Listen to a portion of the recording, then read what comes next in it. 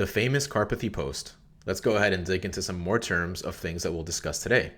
So MCP, LSP, slash commands, and IDE integrations. Workflows is there because I just couldn't get around to not highlighting that one while highlighting the others. So let's go ahead and start with MCP, okay? What exactly is MCP? Well, MCP is the Model Context Protocol. Okay, now this is not the same as the Master Control Program from Tron from 1982, although a lot of people, including a lot of my colleagues, sometimes seems to confuse both of them, and I'm sure in AI you may have as well. So MCP is a shared standard that lets AI connect to tools, data, and workflows. It removes custom integration work, it makes AI more capable, and it allows AI to take real actions and not just chat. Like USB standardizes device connections, MCP standardizes how AI connects to different systems. So let me go ahead and explain this in a drawing. Earlier on, in a couple of videos ago, we talked about tools, right? And this is just the way that I see it. Let me actually start from the left-hand side here. So tools, the way that I understand it, are just the, let's say, individual entities, the smallest unit of work, like a function that the AI can use. So something might be, get logs or update PR, let's say, right? Or something like read document, if you're reading from some internal document, maybe hosted in Confluence or something, Atlassian, right? So if we continue in this case, we also learn about something called a plugin. Okay, now a plugin is really just a collection of all these different tools. So you can imagine that you have something like a Splunk plugin. So this one coincides with the get logs. You might also have something like a GitHub plugin. So this exposes all the tools from GitHub. And then you might have something like read document, right? So this is the Confluence plugin, okay? So it exposes all these different tools. Now, the way that I understand it with MCPs is MCP is just the protocol, okay? It gives agents the ability to talk to these tools externally. So you can have a couple of different servers, for example, each that implement MCP so that your agents can talk to it. And you can imagine, again, you have the Splunk MCP server, right? So let's just say Splunk MCP. You have the GitHub MCP, right? MCP. And then you have the Confluence MCP. And the cool thing is now you can have your agent in here talking to all these external tools. So just right off the bat, you've extended your agent now, and it has all these new capabilities. And furthermore, you can even extend this and create like a custom MCP that maybe interacts with whatever data or other external tooling that you want. So in the same way that something, like I said earlier, USB might standardize the way that we can connect different devices, MCP does the same thing for your AI agents, right? It makes it very easy to communicate with these external tools. Imagine, for example, you had, your TV here. Let me just say TV. Maybe you have your phone charger, right? Anything that depends on USB. You had some other appliance here that has USB, like you're charging, I don't know, like a weight scale, like a food scale, right? Imagine you needed a different connection for this. Like this requires one connection, this requires some other connection, and finally this one, requires a separate connection. It wouldn't be very helpful to have, 3 different USBs, all for 3 different applications or devices. It just makes it very complicated. So this is something that MCP attempts to solve, right? It's a protocol that makes it very easy for your AI agents to communicate with these external tools. Now, one of the best things that I've used to learn about this is this awesome website right here. It's just the Model Context Protocol website where you can learn a lot about MCPs. One of the things that I've been going through myself is just building an MCP server. And I really do think that by going through an exercise like this yourself, you can understand exactly how MCPs work. You can see that you'll build a couple of different tools. You'll even connect it to something like an MCP client. In this case, you're using Cloud for Desktop, but that can really be any MCP client that you're familiar with. I would highly recommend for you to go through an exercise like this, and I'll link to this website in the description below. Okay, cool. So that's all about MCPs. Now let's get into the second one, which I think is pretty cool. Okay, so a language server protocol. A language server protocol is a shared protocol that lets editors talk to language intelligence. It enables autocomplete, go-to definition, error detection, and refactoring. And why does it matter? It implements language intelligence once, and you can use it in many editors. And here's an analogy. If the USB standardizes how devices connect to computers, LSP standardizes how editors connect to language, okay? So going back to our drawing board right here, Let me just remove all this, or maybe an easier thing would just be increasing or panning out to something different. Imagine for all the different languages, okay? So we have something like Python, we have something like TypeScript, and we have something like Go. Imagine you have all your different favorite IDEs, right? You have your VS Code, maybe you have here IntelliJ,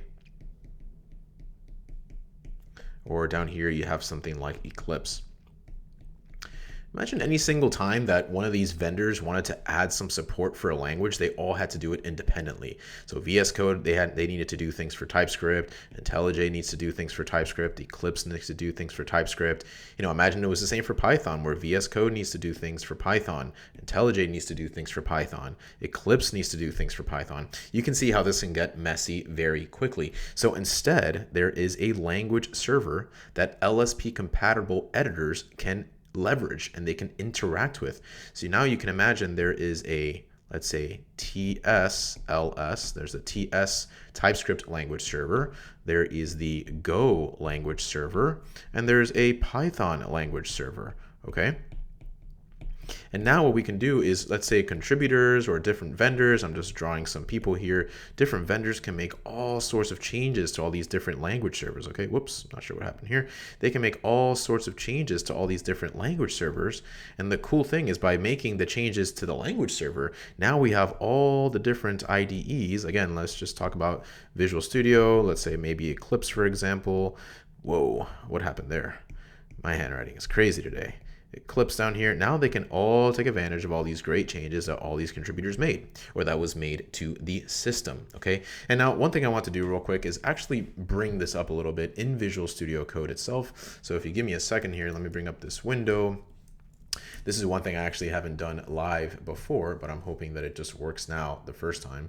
Let me open, I'm doing some things in the background here, but you just have to bear with me here. So let me go to the browser view here.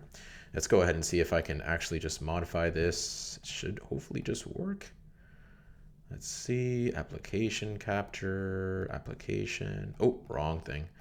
Display capture. Oh, I think this is it. So this is going to give us now VS Code. I'm just going to make a new folder here. I'll call this one TS Playground.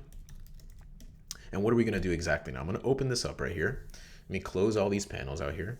Let me close this one too. The first thing I'll do is I'll just create a very dummy TS file, index.ts, with no content inside of it. I'll also open up the integrated terminal here. Oh, sorry, that was the wrong button. I'll open up the integrated terminal here. I'll do npm init just to set this up, initialize npm very quickly. And I will also install TypeScript. Do that, and then finally I will access TSC directly from the bin folder inside of node modules, and I'll just initialize just an empty tsconfig, or not an empty tsconfig file, but the default one you just get when initializing it through TSC. And now here's one of the cool things. If I open up the command palette, you can see there's TypeScript open TS server log, and look at all this information right now. Okay, this is all information about the language. This is what gives it those unique features like autocomplete, go-to detection, error detection, refactoring. There's all this information about the language that you just get that's built directly into this IDE, and it's a server, again, that multiple people can contribute to, right? So if you want to make changes to this language server, you do it once, and then LSP compatible language server protocol compatible editors can take advantage of those changes. So I thought this was something that was very cool. I've always heard about language servers before, but never really had the, let's say, opportunity to dive really deep into them. And I'm not saying I did for this video, but just going through a simple exercise like I just did right now and seeing the logs, I think that was actually something pretty cool. So now let's talk about how this all integrates with AI. So going back to the presentation here, right? Language server protocol. Now let's go to LSP with AI. So now it's a standard way for AI to access real code intelligence. So it gives AI definitions, types, references, diagnostics, and it matters because it anchors AI in actual code structure and reduces hallucinated edits, and it makes refactoring safer. So if MCP connects AI to tools, you can imagine that LSP connects AI to your code. So an AI coding assistant like Copilot, for example, can ask the language server for symbol definitions, request references, and understand type information. So instead of guessing and hallucinating, it can access the LSP. So the way that I understand it is sort of giving your AI agent a little bit more help about your code base and the language that you're using. Imagine that now the AI has this contextual information. So anytime you make changes within your code, or you want to find references, you want to get type information, now your AI is enabled because of the language server to be able to get that information. So for me, it's just more context, an added layer on top of AI that gives you very specific and useful information about the language that you're currently working with. Okay, so it's all about giving AI more context and really giving it what it needs to be able to get the job done. So I thought that was very cool, seeing how LSPs, language servers, and AIs all communicate together to be able to just make you a more efficient programmer. So let's go ahead and learn more now. Okay, the next thing here is slash commands. I think these are pretty straightforward, but let's just go ahead and learn about them. So slash commands are named commands that trigger specific tools or workflows. Okay, they make intent explicit, they reduce ambiguity, and they respect permission boundaries. So there's two types of people that define them, right? Developers, like custom agents and apps. And I actually want to pull up an article here directly from Claude. Let's see again if I can go back. Okay, it looks like that worked the first time. So extend Claude with skills, right? So you may have heard of skills before, and we did talk about this in a previous video. The way that skills work are, just imagine I give you a set of tools, okay? So you have a hammer, you have a Phillips screwdriver, so on and so forth. And you as an AI have all the tools in front of you, and maybe with the right prompt and the right context, you can sort of make guesses as to when and how to use the tools, maybe due to their name or their description. But what a skill allows you to do is sort of combine all the tools into a nice little package that can then be invoked by the AI. And when that skill is invoked, it has the right prompt, it has the right context, it has the right set of tools that it can use to get that job done very well. It's very good at doing that one thing. So you can imagine maybe you have a top level agent orchestrating many sub agents, each with their own very unique and distinct skills that allow it to get the job done that much better.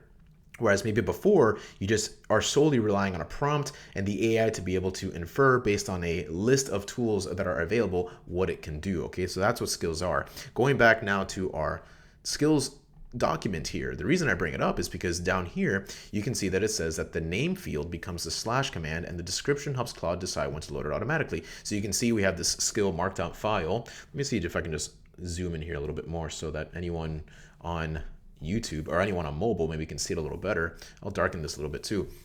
So you can see the name is explain code, and it can be invoked in multiple ways, right? You can ask it, how does this code work? Or you can just use the slash command directly. And this is really cool, right? Why is a slash command so helpful? Because now with a slash command, we're not leaving the intent up to the AI. You have your slash command, it invokes a skill, and now it's a very particular way of doing something. So slash commands, just like you may have seen maybe in like a Slack bot or an application in Slack that you can interact with, that's like a slash command, or maybe you make like a CLI tool that has its own unique switches and things like this.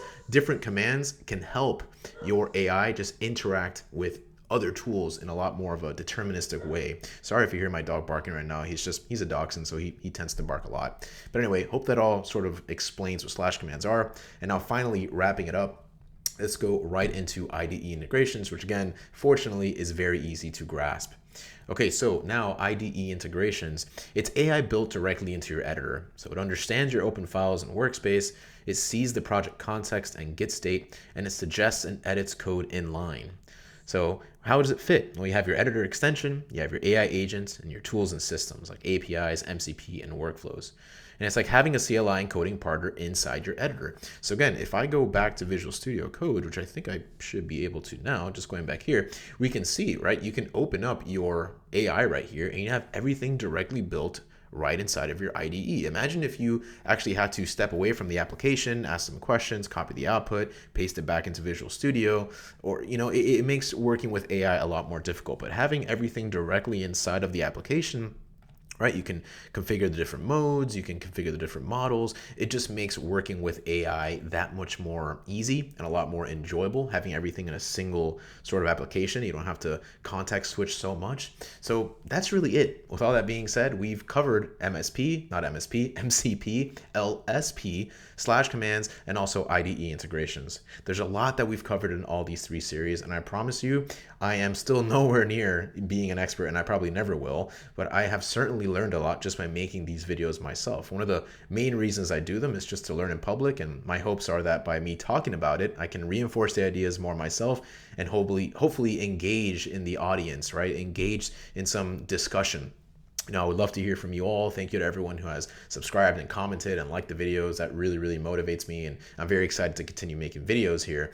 But that's really it. The first time I saw that post from Andre, I was very, very confused. Okay, if we go back to it, let's just revisit that post. When I saw this post for the first time just a couple of weeks ago, I was absolutely overwhelmed. Okay, and it's okay to be overwhelmed. There's so many different things happening now, but now I understand this. Okay, after just a couple of weeks of messing around with it, getting my hands dirty at work, talking about it here on YouTube. So if you feel overwhelmed, I'm here to tell you that it's okay. A lot of us are learning about this. This is really the Wild West. So just keep an open mind, keep working hard, keep learning about it, and you will be fine in this AI age that we're all experiencing together.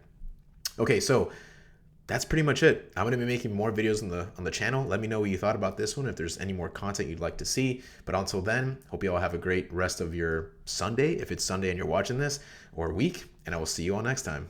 Later.